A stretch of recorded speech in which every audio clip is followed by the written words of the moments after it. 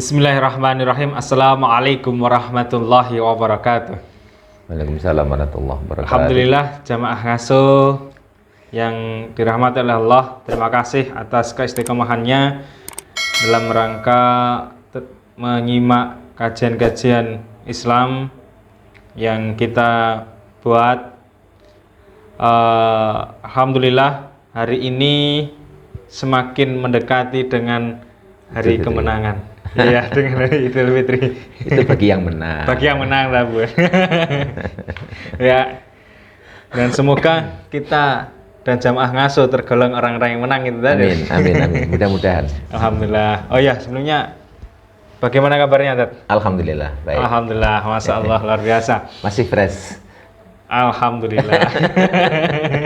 Jadi sebuah pengalaman yang berharga khususnya bagi saya pribadi selama 1 bulan ini Iya. menimba ilmu ya dengan Kiai Imam Nawawi juga dengan Kiai Hasyim melalui suatu majelis taklim yang dinamakan ngasuh ini.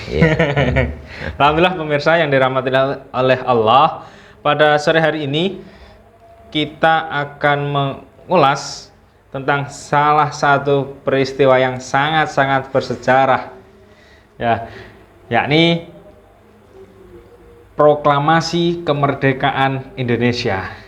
Nah, ini rupanya kan juga di bulan Ramadan ini. Iya. Nah, setelah kemarin beberapa peristiwa-peristiwa yang sangat besar sudah kita ulas, mulai dari yang di Jazirah Arab, mulai dari zamannya Rasulullah, kemudian pasca Rasulullah, kemudian di era ke masa Bani Abbasiyah. Nah, terus sekarang kita lanjutkan di negara kita. Ini ternyata juga ada sejarah yang sangat fenomenal ya. Yang mana juga terjadi di bulan Ramadan. Lah, lantas bagaimana ya ulasan lebih lengkapnya? Mari kita ikuti bersama kajian atau tausiah dari beliau Kiai Haji Imam Nawawi MAG. Monggo, Tat. Bismillah. Terima kasih. Assalamualaikum warahmatullahi wabarakatuh. Waalaikumsalam warahmatullahi wabarakatuh. Alhamdulillahilladzi khalaqal mauta wal hayata liyabluwakum ayyukum ahsanu amala wa huwal azizul ghafur. Asyhadu an la ilaha illallah wa asyhadu anna Muhammadan abduhu wa rasuluh. Allahumma shalli wa sallim wa barik ala Muhammadin wa ala ali Muhammad wa ba'du. Berbicara mengenai masalah Ramadan memang tidak ada hentinya, karena banyak memang peristiwa-peristiwa yang terjadi pada bulan Ramadan. Banyak banget pokoknya. Ini terkait dengan masalah kita mengambil ibrah di dalam bulan Ramadan itu. Dilalah. Yaitu dilalah ya, secara kebetulan kalau menurut hemat saya bukan secara kebetulan, memang Allah menakdirkan seperti itu. Makanya nanti di salah satu di antara bait pembukaan Undang-Undang Dasar kita kan juga atas berkat rahmat Allah yang Maha Kuasa. Ya, betul. Ini, tapi juga ada usaha dan dengan didorongkan oleh keinginan luhur supaya berkehidupan kebangsaan yang bebas, maka rakyat Indonesia menyatakan dengan ini kemerdekaannya. Itu walaupun itu kalau di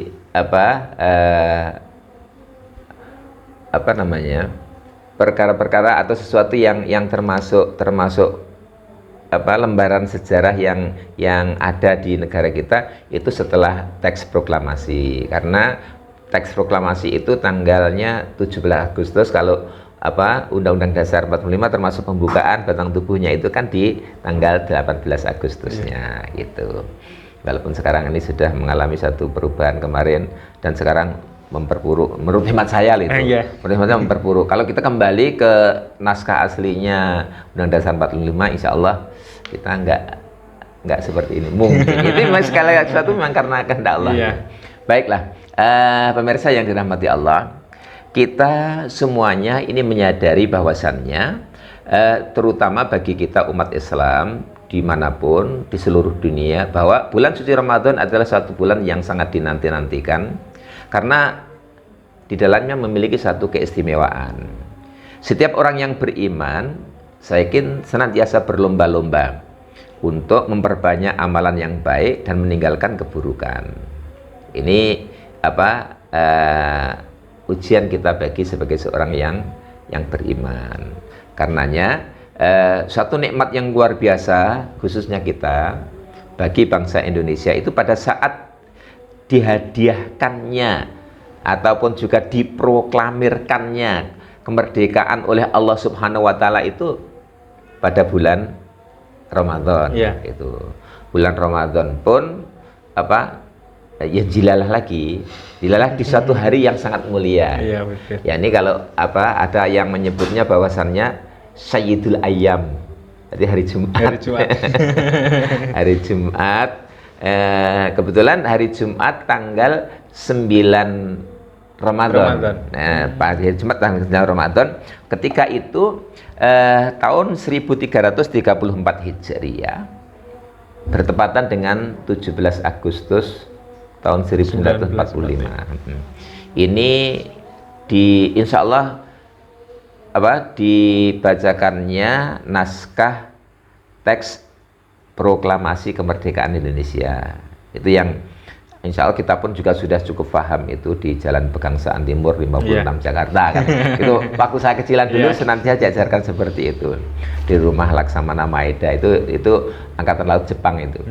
Ini tapi ingat bahwasannya kemerdekaan itu bukan hadiah dari Jepang. Itu memang kita bangsa Indonesia sudah berupaya dari dulu tidak senang dengan adanya penjajahan itu. Maka setelah bunyi teks proklamasi itu di esok harinya itu ketika disahkannya pembukaan Undang-Undang Dasar 45 itu kan ada di alinea pertama yang menyebut bahwa sesungguhnya kemerdekaan itu ialah hak segala bangsa dan oleh sebab itu maka penjajahan di atas dunia harus dihapuskan karena tidak sesuai dengan peri kemanusiaan dan peri keadilan ini.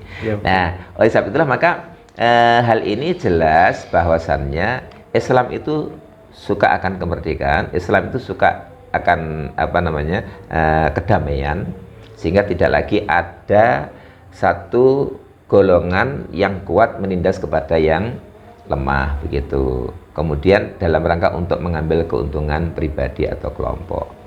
Ini dulu musuh kita itu dulu penjajah gitu. Tapi untuk sekarang ini Indonesia itu sudah merdeka berapa tahun ini?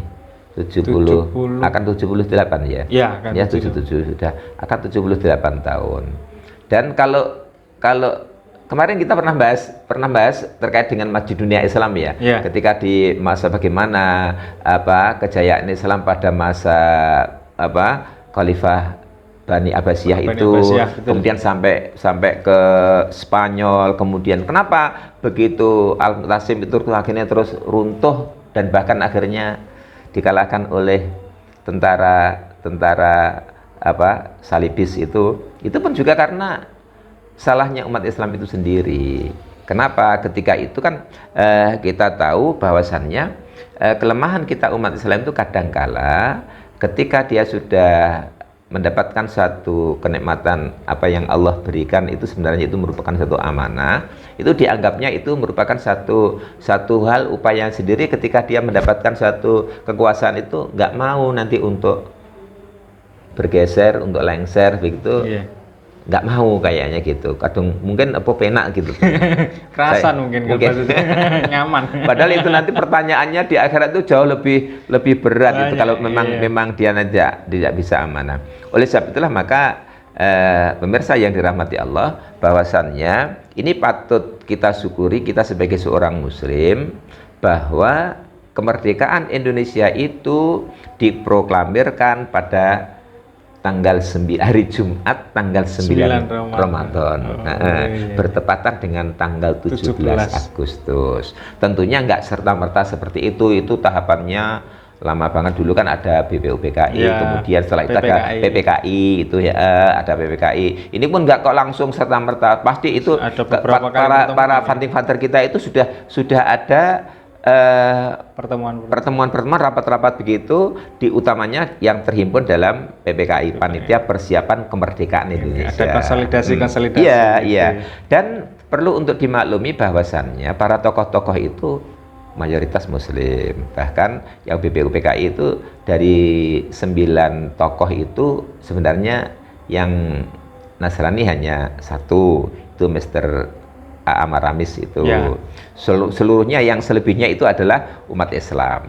Ini oleh sebab itulah maka selama dalam masa persiapan kemerdekaan Indonesia ketika itu, maka presiden, waktu itu belum presiden ya, Pak Karno sebagai orang yang diberikan amanah oleh para tokoh-tokoh bangsa kita ketika itu, dia selama masa persiapan itu menuju kemerdekaan itu, Pak Karno tatkala itu meminta rekomendasi dari beberapa tokoh, utamanya tokoh-tokoh Islam, tokoh para ulama-ulama. Ini tanggal 17 Agustus 45 itu suatu hari yang memang sudah direkomendasi oleh tokoh-tokoh Muslim. Itu sehingga siapa di antara mereka, sebut saja dari 2 ormas besar. Yang pertama dari Muhammadiyah ketika itu Kiai Haji Abdul Mukti. Bukan Pak Mukti yang sekarang sekum, bukan sekjen, bukan sekum sekarang ya, kebetulan namanya sama. Sekarang yang profesor dulu ada seorang Kiai Haji Abdul Mukti, namanya persis sama Abdul Mukti. Ini dari tokoh Muhammadiyah. Kemudian yang satunya lagi adalah Kiai Haji Ahmad Syari sebagai pendiri NU itu. Ini beliau tokoh-tokoh yang memang oleh Pak Karno ketika itu dimintai rekomendasi untuk pertimbangan. Iya, pertimbangan. Ini oleh sebab itulah maka beliau memberikan satu kepastian kepada Bung Karno bahwa untuk tidak takut segera memproklamirkan negara dan bangsa Indonesia itu. Nah, oleh karena itulah maka sempat juga ketika itu Pak Karno oleh ya namanya anak muda itu kan semangatnya masih menggebu-gebu gitu. Pak Karno sempat diculik itu, dibawa ke Rengas Dengklok itu. Oh iya, diasingkan gitu. Iya, diasingkan gitu. Tapi yang Pak Karno kan orangnya sudah sangat matang di bidang masalah strategi apapun ya ketika itu. Sehingga dikasih tahu para pemuda-pemuda itu sing jenis muda jenenge antum kromon dhisik sebetulnya tentang cekat gitu. Padahal ada strategi yang perlu nanti untuk dipahami bersama bahwasannya itu pun juga enggak terus karena nafsu begitu menggebu-gebu itu seperti itu tidak, karena memang saat itu ketika itu memang kolonial Jepang yang sudah menjajah di Indonesia itu memang sudah menyerah kalah. Disebabkan karena apa? Di negaranya sana, di Hiroshima dan Nagasaki itu dibom atom. Itu merupakan suatu sejarah yang nggak terlupakan itu. Bahkan sampai berapa puluh tahun ke depan itu tanah yang bekas ledakan bom atom itu ternyata tandus kering, bahkan efek dari zat kimia yang diledakkan ini pun juga membuat satu orang yang terkena itu cacat permanen ini seumur hidup itu.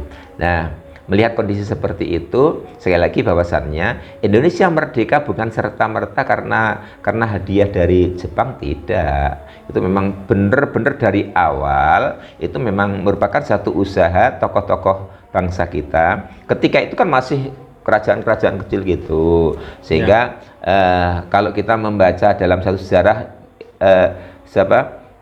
Kiai Ahmad Dahlan dulu kan sebelum mendirikan Perserikatan Muhammadiyah, beliau kan juga sudah pernah mendirikan di organisasi intelektual itu kemudaan yang disebut dengan Budi Utomo itu, yang sampai sekarang itu harinya masih dijadikan sebagai Hari Kebangkitan Nasional itu. Ini dalam rangka untuk menyusun satu strategi kekuatan dalam meraih satu kemerdekaan. Padahal Budi Utomo itu tahun 1900 tahun berapa? 1908. Gitu. Iya, 1908 sebelum itu. 1912 Nah, itu. Itu kemudian 4 tahun kemudian baru Muhammadiyah berdiri. Karena ketika itu Budi Utomo kan tidak berasaskan Islam nasionalis murni. Nah, oleh sebab itulah maka ketika melihat kondisi-kondisi yang seperti itu, ini memberikan satu pelajaran bagi kita bahwasannya untuk meraih segala sesuatu yang mulia, segala sesuatu yang sangat besar itu memerlukan satu perjuangan yang tidak ringan adanya. Iya, betul. Dini-dini saiki mbok wis merdeka tenan kok njleketek apa kita dijajah kembali itu soal lain, nanti faktornya faktor lain itu nanti ada perkara-perkara lain. Apakah sekarang kita dijajah? Iya. Iya, kalau saya ngomong iya, kita emang sekarang ini kita satu negara yang berdaulat, tapi kita itu dijajah begitu. Siapa yang menjajah itu sudah menjadi rahasia umum, tidak saya sampaikan di forum ini. Oleh karena itulah maka pemirsa yang dirahmati Allah, kalau saja seorang tokoh muslim, beliau adalah Amir Sahib As-Salan, beliau menyampaikan bahwasannya limadza ta'akhkharul muslimun walimadza taqaddamul ghairuhum. Ini apa di dalam satu buku yang diberi tajuk seperti itu. Mengapa umat Islam itu terbelakang dan juga mengapa umat Islam itu maju? Ini satu diantaranya adalah umat Islam itu terbelakang karena dia meninggalkan agamanya. Itu pasti itu. Ya. Sehingga kalau orang Barat itu maju karena meninggalkan agamanya, betul. Ya. Orang Barat itu bisa maju karena meninggalkan agamanya. Tapi umat Islam itu mundur karena meninggalkan agamanya. Berarti Islam itu suatu agama yang mendidik para hambanya, para umatnya ini memiliki satu kemajuan. Berkemajuan itu sudah menjadi topiknya slogannya di Muhammadiyah. Islam berkemajuan. Enggak jumut itu artinya gitu. Yeah. Nah, karena itulah maka atas berkat rahmat Allah yang Maha Kuasa dan dengan didorongkan oleh keinginan luhur, maka Indonesia itu akhirnya merdeka. Kalau dulu ketika saya masih sekolah dulu senantiasa nanti ketika upacara nanti ada yang membacakan teks proklamasi. Teks proklamasi ada dulu. Ada waktu kecilan saya dulu, ngono nggak sepatu loh Mas itu. Oh nggak pakai? Ya enggak, celana kolor, pakai kaos oblong gitu. Sekolah itu kecilan saya dulu ya sekitar tahun berapa? 60-an sekian gitu. Nah, sehingga teks proklamasi itu kadang-kadang kalau sekarang itu kita tanyakan kepada anak-anak yang jangankan kok teks proklamasi, Pancasila itu banyak yang nggak hafal kok. Itu padahal landasan idealnya apa meneh ditakoki landasan konstitusinya. Malah nggak ngerti lagi. Terlebih lagi landasan konstitusinya setelah kemarin itu di amandemen sampai 4 kali. 4 kali itu kalau boleh saya bilang itu padahal ternyata ada kepentingan para oligarki. Kita sebut aja seperti itu. Oleh karena itulah maka kalau naskah proklamasi ini pun kan juga sangat syarat dengan nuansa keislaman. Bahwasannya pertama adanya jiwa nasionalis. Ya. Karena apa? Di situ proklamasi kami bangsa Indonesia dengan ini menyatakan kemerdekaan Indonesia. Itu hal-hal yang mengenai pemindahan kekuasaan dan lain-lain diselenggarakan dengan cara saksama dan dalam tempo aslinya dulu tempo gitu. Tempo. Iya, tempo yang sesingkat-singkat yang sesingkat-singkatnya itu. Nah, kemudian aslinya itu di bawah ditulis Jakarta. Jakarta 17 Agustus 45. Enggak, mungkin malah Jumat dulu. Jumat. Ya, Jumat 9 Ramadan 1334 Hijriah. Jakarta 17 Agustus 1945 atas nama bangsa Indonesia Soekarno-Hatta. Gitu. Tokoh-tokoh proklamator kita ketika itu dua tokoh sentral ini yakni Pak Karno dan Pak Hatta. Dan juga sebenarnya para pemirsa yang dirahmati Allah, kalau sekilas saya pernah baca biografinya Pak Hatta itu, saya sangat prihatin banget. Ingatase wakil presiden dulu ketika beliau sudah tidak lagi menjadi presiden, itu kesulitan tidak mampu untuk membayar rekening listrik dan juga air. Bayangkan. Iya, itu pernah loh kayak gitu. Pak Hatta ya. Pak Hatta itu seperti itu, orangnya sangat baik, jujur, agamis banget itu. Ini nggak mau apa untuk keluarganya itu diambilkan dari uang haram itu sampai situ. Sehingga ketika itu pun dia tahu itu ketika dulu kan di Jakarta. Ya. Ini ketika apa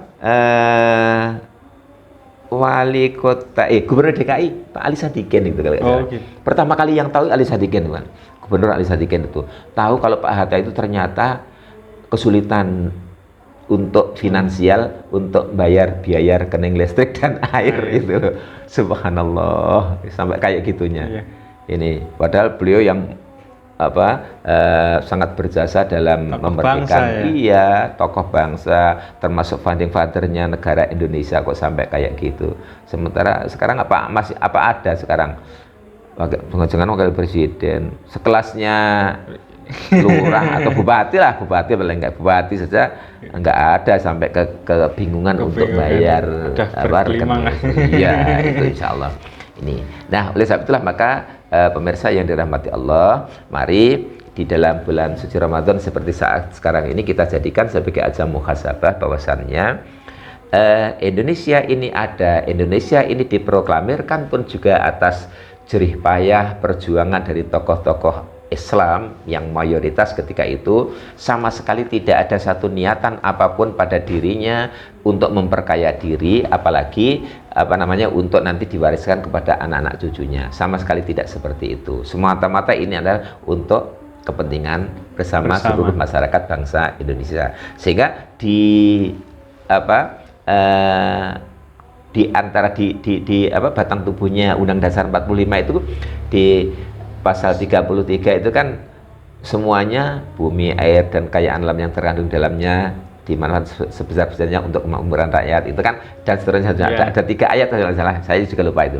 Ini intinya pokoknya semuanya itu apa yang ada, potensi yang ada, sumber daya alam yang ada di Indonesia itu adalah untuk kemakmuran rakyat gitu. Nah, kalau sekarang ini sumber daya alam dari sawit yang begitu banyak kok ngantek teko langka minyak goreng, itu kan mungkin boleh jadi salah urus, atau boleh jadi karena ada pihak-pihak yang lain sengaja oknum ingin gitu oknum tertentu tidak bertanggung jawab. Saya rasa itu, Mas. Masya Allah, luar biasa. Jadi kita sebagai warga Indonesia tidak boleh sampai tidak tahu tentang peristiwa kemerdekaan bangsa Indonesia ini, yang mana terjadi bulan Ramadan lah ini. Bulan yang mulia. Ternyata ada banyak sekali peristiwa-peristiwa yang terjadi di bulan Ramadan. Iya. Salah satunya ini peristiwa yang bersejarah bagi bangsa kita, yaitu proklamasi kemerdekaan Indonesia yang diproklamirkan tanggal 9 Ramadan. Iya, 9 Ramadan. Masya Allah, luar biasa. Ini bukan sekedar kebetulan. Iya, memang benar atas kodrat dan iradatnya Allah. Iya, betul. Makanya di teks tadi jangan menyampaikan atas berkat rahmat Allah. Ya, Masya Allah, luar biasa. Itu satu-satunya yang nggak bisa dan nggak boleh di amandemen. Di amandemen. Kalau di batang tubuhnya kan sudah 4 kali amandemen. Untuk yang di preambul ataupun juga bahkan kalau kita merujuk sebelumnya itu kan ada Jakarta Charter atau Piagam Jakarta itu kan juga karena pengorbanan umat Islam atau menghilangkan yang 7 kata itu. Padahal itu sebenarnya misalnya kalau saya loh bukan berarti subjektif ya, Mas. Kalau saya misalnya 7 kata itu tetap dipertahankan, sebenarnya juga tidak mengganggu kepada etnis lain, atau bukan etnis, agama lain kok itu. Ya tetap diberikan kebebasan sepenuhnya untuk melaksanakan, karena ranahnya itu adalah hanya di umat Islam kan, ketuhanan dengan menjalankan syariat Islam bagi pemeluk-pemeluknya kan begitu.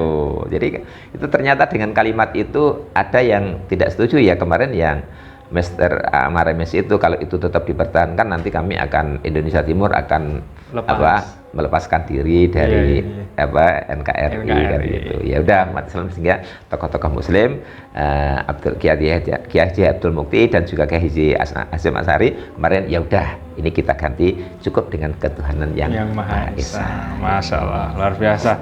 Dan salah satu poin menariknya lagi bahwa adanya campur tangan, bukan campur tangan ya, istilahnya peran dari dua ormas besar Islam yang sangat besar dan mendunia, yaitu Muhammadiyah dan Nahdlatul Ulama. Ya. Yang kebetulan dua-duanya lahir sebelum Indonesia merdeka. Ya betul. Sebenarnya juga ada Al-Irsyad juga sebelum Indonesia merdeka ya. Iya. Oh gitu ya. Tapi tokohnya kayaknya nggak ada yang masuk di BPKI maupun BPKI, kayaknya nggak ada. Iya betul.